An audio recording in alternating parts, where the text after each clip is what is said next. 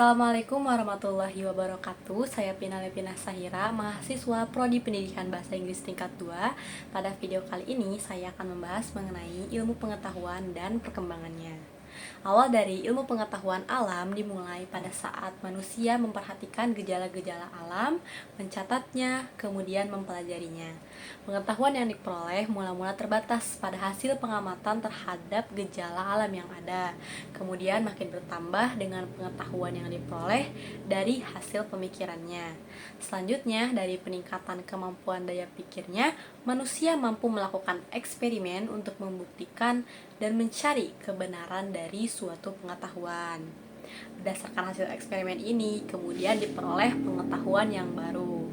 Setelah manusia mampu memadukan kemampuan penalaran dengan eksperimen ini, lahirlah ilmu pengetahuan alam sebagai suatu ilmu yang mantap.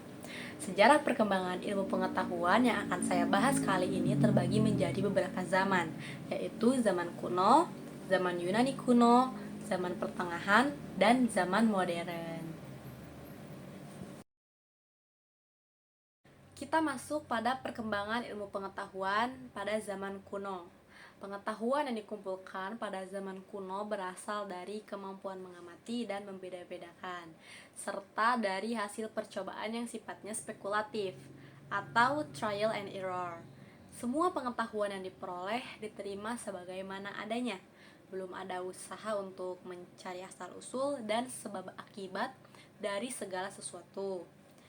Nah, pada saat manusia mulai memiliki kemampuan menulis, membaca, dan berhitung, barulah pengetahuan yang terkumpul itu dicatat secara tertib dan berlangsung terus-menerus.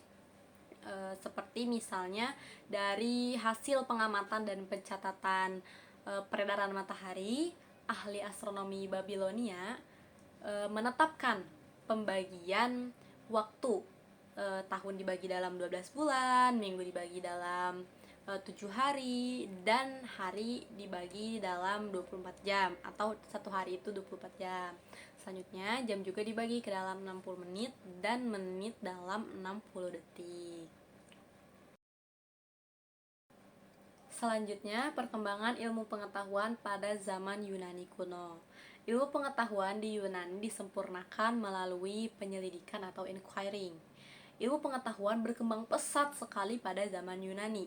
Hal ini disebabkan oleh kemampuan berpikir rasional dari bangsa Yunani.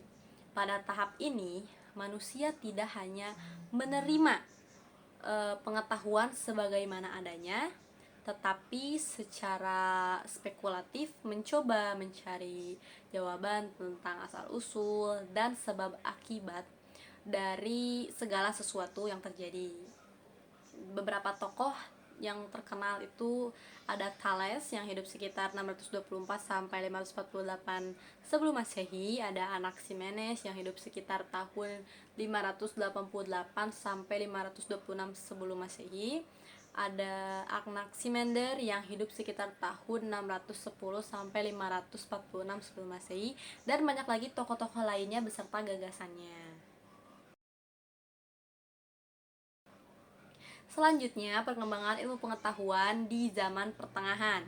Pada zaman pertengahan ini juga dibagi menjadi dua. Yang pertama, zaman alkimia sekitar abad 1 dan 2. Ahli alkimia menerima pendapat 4 buah unsur, yaitu bumi, air, udara, dan api di sebelumnya, dan menambahkan 3 lagi, yaitu air raksa, belerang, dan garam. Di sini pengertian unsur lebih dimaksudkan sebagai sifatnya daripada unsur itu. Yang kedua, zaman latrokimia.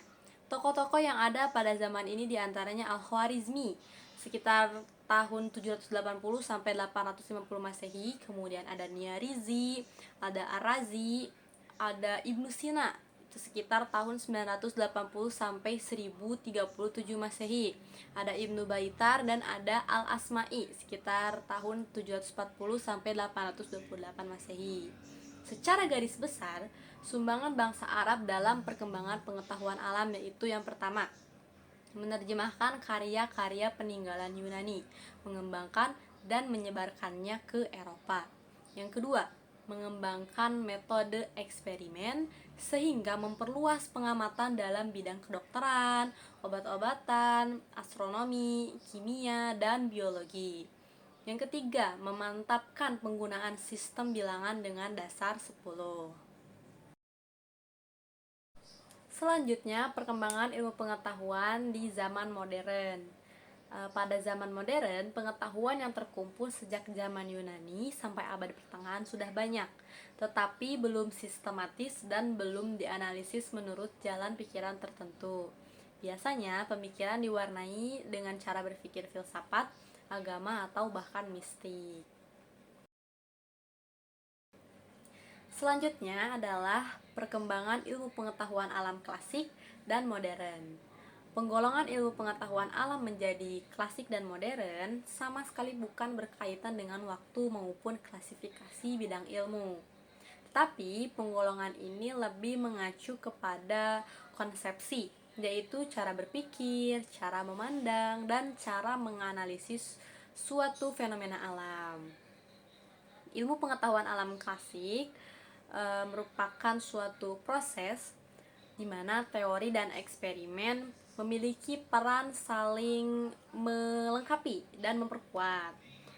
Ilmu pengetahuan alam klasik memiliki kajian yang bersifat makroskopik, yakni mengacu pada hal-hal yang berskala besar, dan kaidah pengkajiannya menggunakan cara tradisional. Di samping kajian yang bersifat makroskopis, ciri lain dari ilmu pengetahuan alam klasik adalah lebih mendahulukan eksperimen daripada teori. Sedangkan untuk ilmu pengetahuan alam modern adalah suatu proses ilmu pengetahuan alam di mana penekanan terhadap teori lebih banyak daripada eksperimen atau praktek. Ilmu pengetahuan alam modern memiliki telahan yang bersifat mikroskopik, yakni sesuatu yang bersifat detail dan berskala kecil.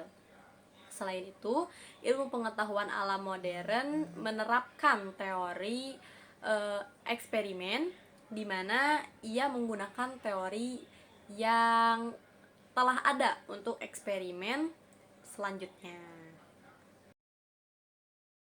Berbicara mengenai perkembangan ilmu pengetahuan, kita masuk ke dalam pembahasan mengenai ruang lingkup ilmu pengetahuan dan perkembangannya.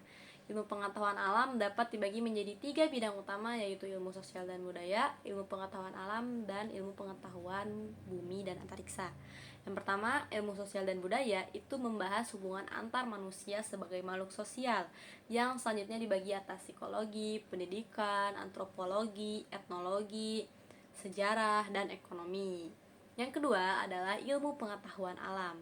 Ilmu pengetahuan alam ini membahas tentang alam semesta dengan semua isinya, dan selanjutnya terbagi atas fisika, kimia, dan biologi. Yang ketiga adalah ilmu pengetahuan bumi dan antariksa. Ini merupakan studi tentang bumi sebagai salah satu anggota tata surya dan ruang angkasa dengan benda angkasa lainnya, yang selanjutnya terbagi atas geologi dan astronomi. Nah, perkembangan ilmu menyebabkan klasifikasi ilmu juga berkembang ke arah disiplin ilmu yang lebih spesifik. Selanjutnya, subdisiplin ilmu tersebut berkembang menjadi spesialisasi tertentu, seperti contohnya pada disiplin ilmu ekonomi.